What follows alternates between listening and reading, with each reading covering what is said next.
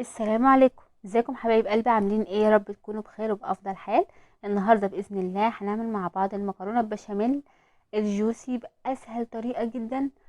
مكونات سهله خالص ومقادير بسيطه. لو اول مره تشوفوني يا ريت تدوسوا لايك للفيديو، تشتركوا في القناه عشان يوصلكم كل وصفاتي. ان شاء الله الوصفه دي هتعجبكم جدا. تمام، بس بنفس المقادير امشوا عليها وان شاء الله هتعجبكم وهتبقى جميله خالص وهتبقى جوسي مش ناشفه معاكم. يلا بينا بقى نشوف عملناها ازاي مع بعض. اول حاجه هنا حطيت ميه تغلي على النار، هنسلق المكرونه. اول ما الميه غليت تمام نزلت بيه كميه المكرونه كلها اللي انا هسلقها. تمام، ما بحطش اي حاجه معاها خالص. تمام، ما بحطش زيت، ما ينفعش مكرونه البشاميل يتحط فيها زيت. هنا كانت المكرونه خلاص اتسلقت. تمام، انا مش عايزاها تستوي سوا كامل، انا عايزاها تستوي شويه صغيرين. تمام، يعني فيها قرشه بسيطه، فيها قطمه كده بسيطة عشان خاطر تكمل سواها في الفرن وما تتهريش معايا في الفرن.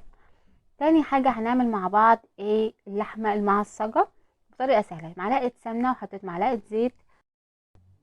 تمام، هستنى بقى لغاية لما يسخنوا كويس قوي. وبعد كده هنزل بيه كمية البصل اللي عندي. انا هنا عملت بتاع 3 بصلات كبار اهو، 3 بصلات كبار مفرومين ناعم. وحطيتهم على طول في السمنه والزيت لما سخنوا كويس قوي. هسيبهم اول ما يتبلوا كده دقيقه كده، يتبلوا كده في الزيت، رحت على طول نزلت بيه اللحمه. تمام، ده ممكن يعمل له بتاع ربع كيلو لحمه. قلبتهم كويس جدا جدا جدا. هسيب بقى اللحمه تستوي كويس قوي. اول ما تبتدي تغير اللون معايا كده بدات تدخل في السوا. انا بس بقلبها كويس اول خالص مع البصل عشان كله ياخد من طعم بعض. بعد كده اول ما غيرت اللون هنزل على طول بالبهارات بتاعتي. هنا بقى كانت غيرت اللون بتاعتها، كانت خلاص قربت تستوي. فعلى طول هنزل بقى بالبهارات، اللي هو شوية فلفل اسود، شوية كمون، شوية ملح. البهارات اللي انت حابة تحطيها حطيها.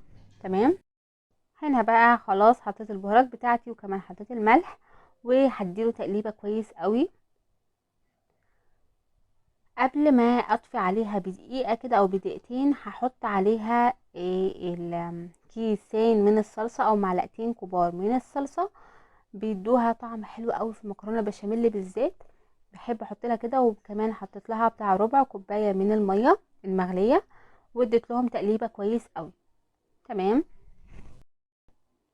هقلبه بقى كويس قوي عشان خاطر الصلصة تدي لون لكل اللحمة اللي عندي، وكمان تديها طعم حلو قوي. جربوها بجد بنفس الطريقه دي.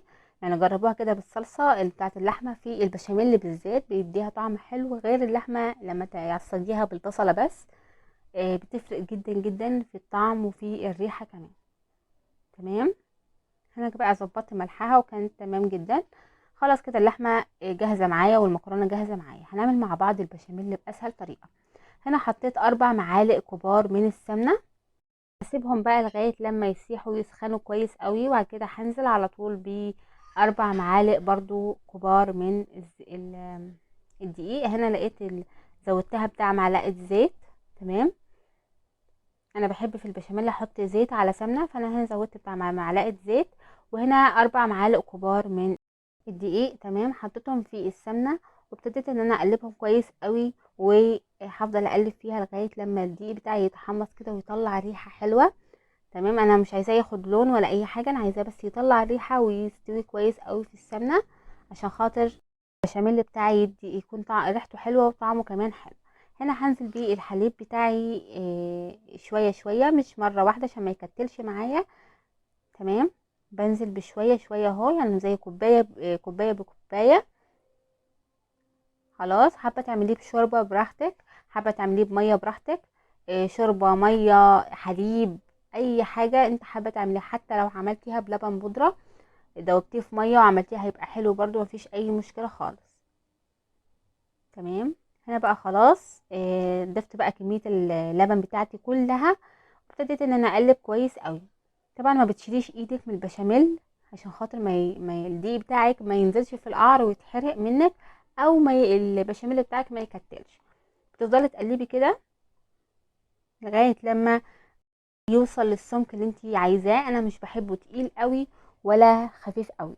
هنا حطيت فلفل اسود، تمام، وملح. انا ما بحطش اي حاجه تاني على البشاميل خالص. عايز عندك جبن مبشوره يعني زي موزاريلا، رومي، شيدر، حطي، مفيش اي مشكله، بيخليها حلوه. في ناس بتحط جبنه نستو عادي خالص، انا ما حطيتش اي حاجه عشان ما كانش عندي جبنه مبشوره.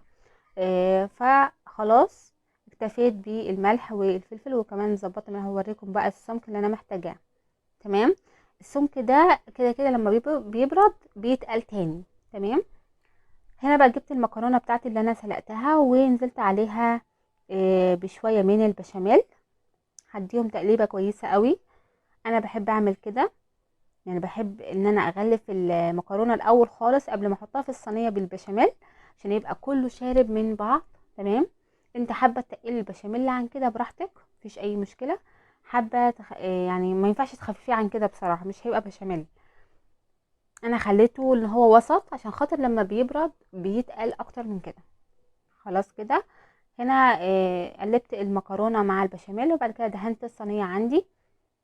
اي صينيه عندك، بايركس، تيفال، الومنيوم، اي حاجه. انت عندي صينيه الومنيوم كبيره، رحت حطيت فيها دهنتها سمنه.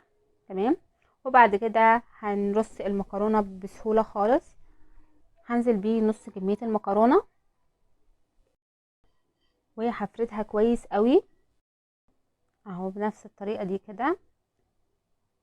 انا عايزه الطبقه اللي تحت ما تبقاش سميكه، عايزاها رفيعه عشان مش عايزه القطعه تبقى عاليه قوي، يعني عايزاها تبقى كويسه الحجم بتاعها. وغير كده انا عايزاها جوسي كمان، مش عايزه القطعه تبقى ناشفه، انا عايزاها جوسي. حابه ان انت لما تيجي تغرفيها تخليها تطلع القطعه بقطعتها. سيبي البشاميل، صينيه البشاميل تبرد تماما. لما تبرد هتطلع القطعه بقطعتها. تمام. قطعه كامله سليمه. هنا بقى حطيت اللحمه اللي انا عصقتها معاكم، فردتها في المكرونه بسهوله خالص كده، فردتها على الصينيه كلها لغايه لما غطت المكرونه. وبعد كده هحط لها معلقتين او كبشتين كده من البشاميل فوق اللحمه، بيطعمها كمان وبيديها ريحه حلوه. لو عندك جبن حطي على اللحمه كده بتخليها حلوه قوي. بعد كده نزلت بيه كميه المكرونه التانية، النص التاني. هبتدي برضو افرده كويس قوي، واغطي اللحمه بتاعتي عشان تبقى صينيه البشاميل كده جاهزه معايا اهو. بفردها كويس قوي. هي مكرونه بشاميل دي حلوه جدا وسهله جدا، هي يعني ناس كتير ما بتعملهاش عشان خطواتها، بس والله الخطوات اصلا سهله. يعني ممكن اصعب حاجه فيها مثلا اللي ما بيعرفش يعمل بشاميل، لكن هو اصلا سهل. مش عارفه تعمليها، هاتي الكياس الجاهزه وحطيها على اللبن واعمليها وهتطلع معاكي حلوه جدا. هنا خلاص فردتي الطبقه التانية من المكرونه اهو. بس كده هنجيب بقى باقي البشاميل بتاعنا. تمام. هنا كان البشاميل هدي كده وبرد كده شويه، ورحت نزلت عليه بالبيضه، ونزلت على البيضه فلفل اسود وشويه ملح، رشه فلفل اسود كده عشان الزفاره.